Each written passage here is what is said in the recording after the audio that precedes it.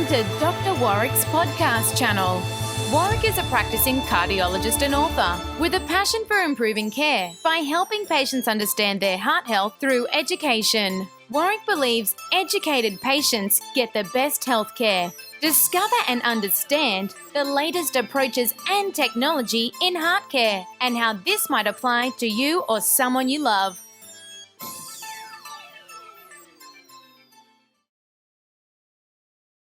What I'd really like to talk about is renal denervation. Now, what does that mean? Well, what I'd like you to imagine is the aorta, which is the main blood vessel in the body, coming out of the heart and coming out and then bending down and going down towards the legs, a bit like the handle, or a bit like an umbrella actually, the handle coming up, curving down, and then going down to the point of the umbrella pointing towards the legs. So the aorta is that big blood vessel. Running along the aorta are fantastic networks of nerves. We call these the sympathetic nervous system.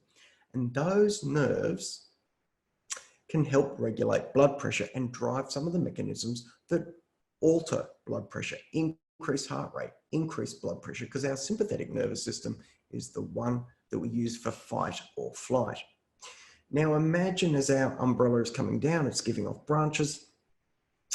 Just below the diaphragm, it gives off two branches, one to each side, and that's to the kidneys. Now the nerve supply, the sympathetic nerve supply to the kidney is very, very rich because the kidney is really important in regulating blood pressure because the blood pressure is the filtration pressure for the kidney. So it needs to maintain filtration to make sure it gets rid of the bits and pieces from the circulation that are waste products.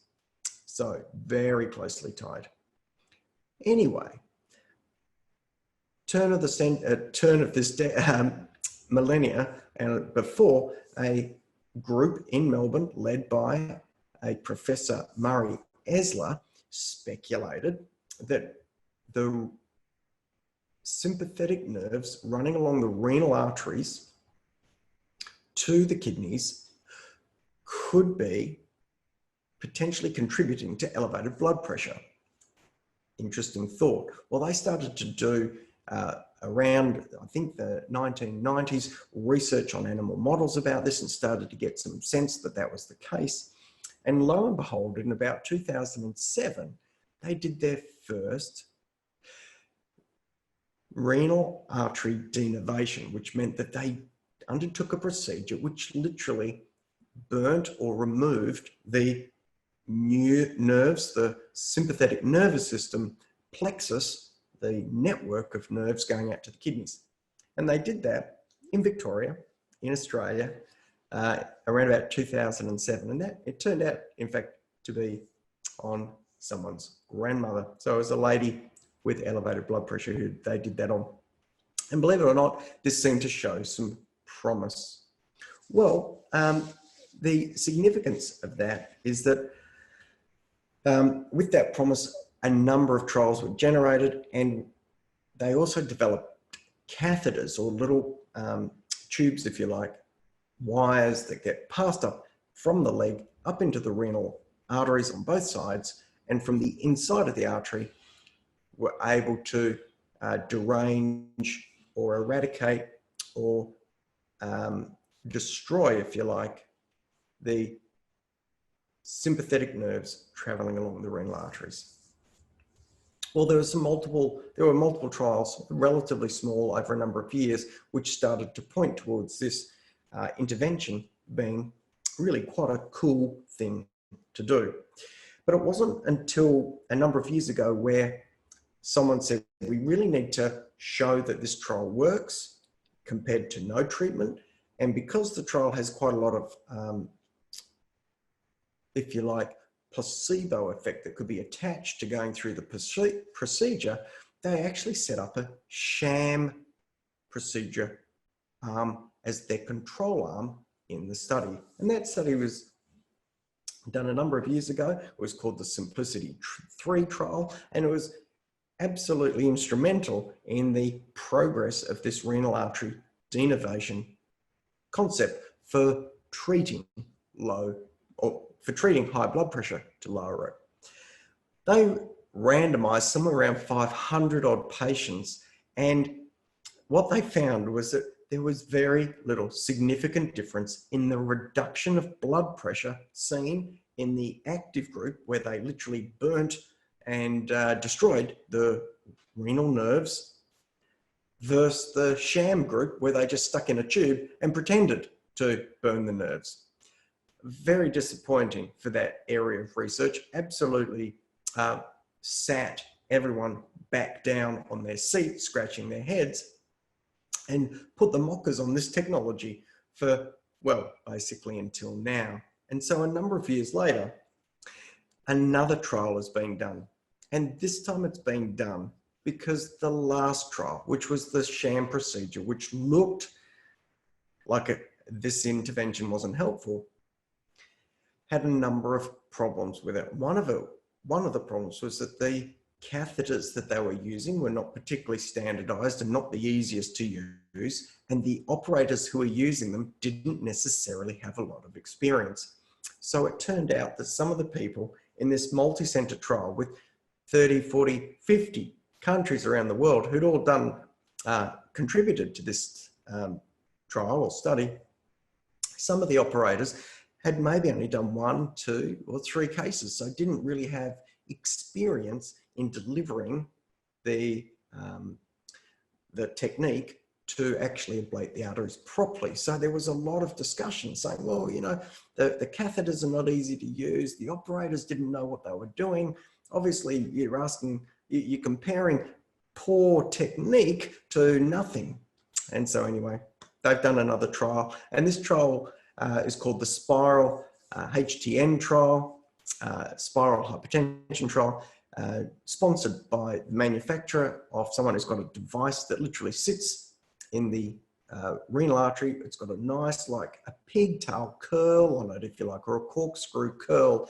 And that corkscrew curl means that the catheter is applied to the artery, the inside of the artery, and it is able to effectively, simply, and without a great requirement for technique, deliver the impulses required to derange or damage the renal artery nerves, the sympathetic nerves running out to the kidneys along that artery.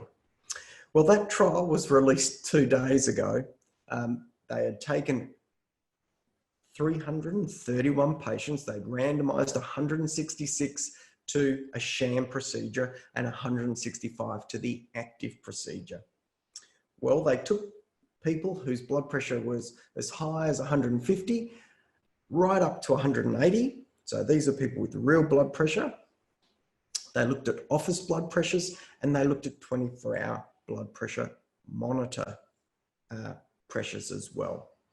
Well, it turned out that after 3 months evaluating these people after the intervention, and I'll have to read some of this just to keep up with it all, the 24-hour blood pressure group showed an overall 4 millimeter of mercury systolic reduction. The office blood pressure group showed a 6.5 millimeter reduction in systolic hypertension. These results statistically confirmed that this particular intervention clearly works compared to no therapy in a sham controlled trial. So this is very positive data to support the use of this therapy into the future. We just have to watch and see where this space works. Very nicely, the study reported it was incredibly safe. There were no procedural complications. Importantly, that sort of blood pressure lowering, by the way, offers a 20% relative risk reduction of cardiovascular event for those individuals receiving that blood pressure lowering, which is pretty fantastic when you think about it. One of the things that I bang on about all the time is blood pressure. So this is a way that we can potentially lower tablet burden, which could be good. So for recalcitrant people on lots of tablets, we may be able to add this in and just help with a bit more control. Interestingly, the study seemed to show that the diurnal variation, the day-night variation, seemed to be enhanced and improved on the use of this particular technology. So there will be development in this space. There is something that does lower blood pressure that's not a medication, which is pretty exciting for many people because we know lots of people hate taking tablets. I'm not sure it's going to be for everyone. I think it'll end up being for the tricky or the awkward or difficult patients to help us bring that blood pressure down. It's going to be interesting to see what the cost is. Hard to know if it'll be rebated by Medicare or not in the longer term. We just have to wait and see.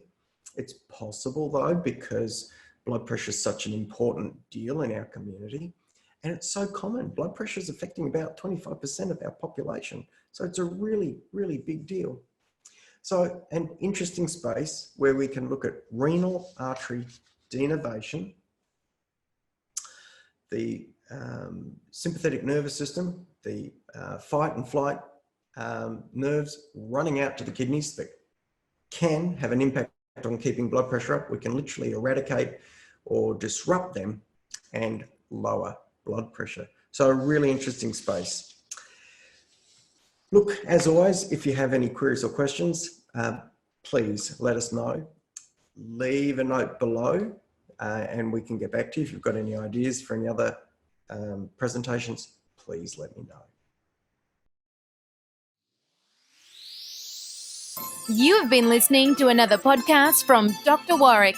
Visit his website at drwarrickbishop.com for the latest news on heart disease. If you love this podcast, feel free to leave us a review.